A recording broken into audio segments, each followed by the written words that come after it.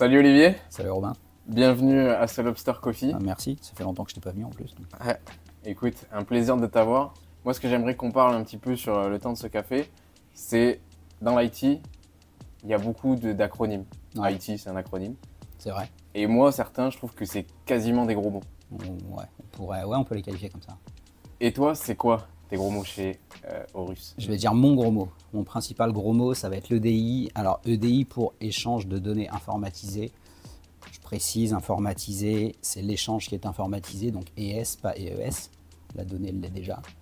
Donc pour faire simple, échange de données informatisées, si je dois le décrire en une phrase, ce serait le transfert d'un fichier d'un système A à un système B quand les deux systèmes ne peuvent pas dialoguer en natif ou quand les deux systèmes ont des façons d'être utilisés différentes.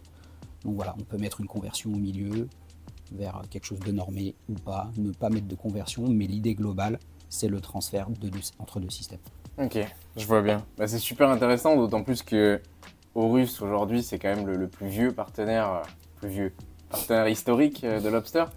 Donc, ce que j'aimerais, c'est revenir un petit peu sur la genèse de comment on en est arrivé à travailler ensemble et comment vous êtes venu à connaître Lobster.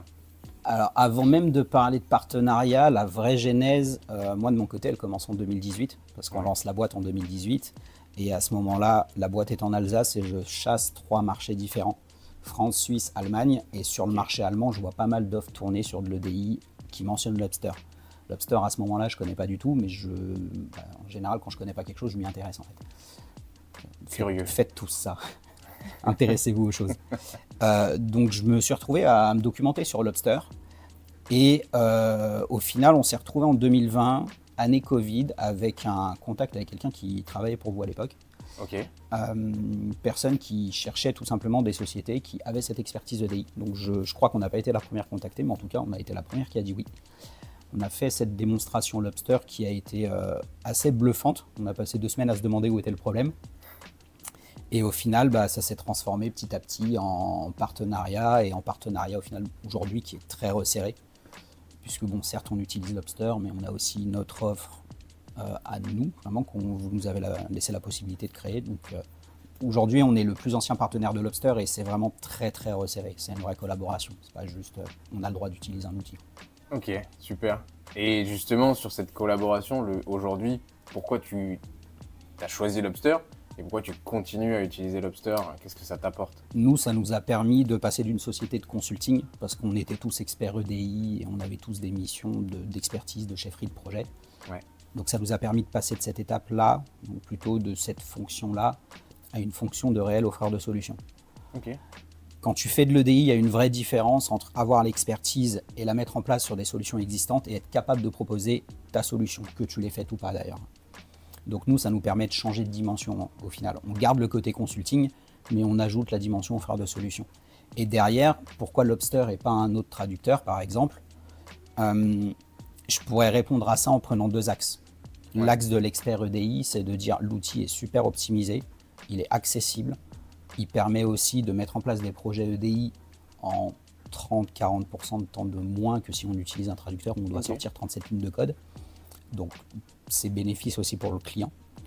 Et je vais te donner une réponse complémentaire en tant que chef d'entreprise, ça nous permet d'orienter le recrutement de manière un petit peu différente.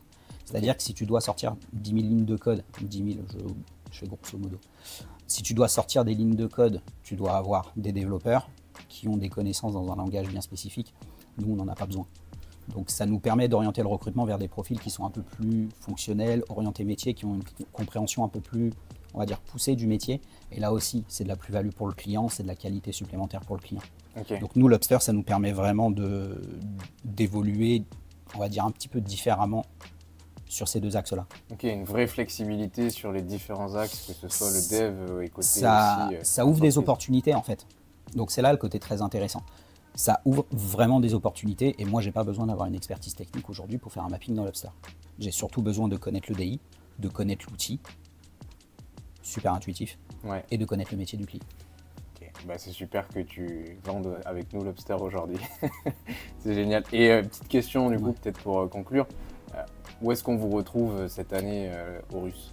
Déjà le Valois-Perret, puisqu'on va déménager courant mois de mars. Ok. Venez tous à Levallois-Perret. Non, plus sérieusement, chez les clients, chez les prospects évidemment, puisque c'est là qu'on est toute l'année. Hein. On est Ok. au contact du métier, bien évidemment. On va essayer de faire 1 ou 2 salons cette année, ce sera nos premiers, mais maintenant qu'on a vraiment construit cette offre-là avec Lobster, on a toute une possibilité en termes de communication, on a quelqu'un qui nous aide à ce niveau-là, donc je pense qu'on va faire 1 ou 2 salons. On va tenter 1 ou 2 salons cette année, en tout cas c'est un objectif. Est-ce qu'on réussira? On verra, mais c'est clairement un objectif. On va pouvoir en discuter ensemble et voir ce qu'on peut faire. T'inquiète pas, on va en discuter, ouais. Merci beaucoup. Merci à toi, et merci pour le café, il est très bon le café. Excellent. Je reviendrai pour le café au moins.